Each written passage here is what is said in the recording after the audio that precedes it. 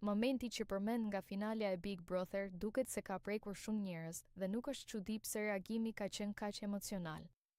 Ja një shkrim i gjatë që mund ta përdorësh. Në natën e finales së Big Brother, një nga momentet më të forta dhe më prekëse erdhi nga rrëfimi i Rogertit. I pyetur nga një gazetare se çfarë do të bënte me çmimin e madh nëse do të fitonte, përgjigjja e tij la pa fjalë jo vetëm të pranishmit në studio, por edhe publikun që po e ndiqte nga shtëpia. Ai u shpreh se të gjitha paratë do t'i depozitonte në një llogari bankare në emër të djalit të tij. Deri këtu, përgjigjja mund të dukej si një gjest i bukur prindëror, por ajo që pasoi e ktheu këtë moment në një nga më të dhimbshmit e spektaklit.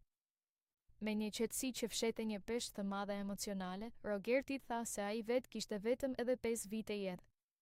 Në atë çast, atmosfera ndryshoi krejtësisht. Banorët mbeten të shtangur, disa nuk arritën t'i mbajnë lodët, ndërsa publiku u përfshi nga një ndjenjë e thellë trishtimi dhe empatie.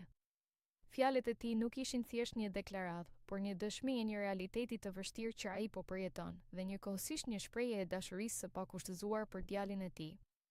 Ky rrëfim me zhveshi spektaklin nga dimensioni i tij argëtues dhe e solli në një nivel shumë më njerëzor. Në një garë ku shpesh dominojnë strategjitë, debatet dhe konkurrenca, ky moment rikujtoi se pas çdo banori fshihet një histori personale, shpeshherë e mbushur me sakrifica, dhimbje dhe dashuri.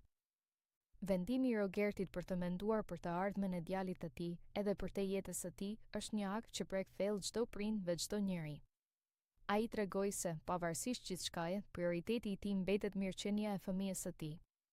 Kjo deklaratë do të mbetet gjatë në kujtesën e publikut si një nga momentet më të sinqerta dhe më të forta emocionale të këtij edicioni.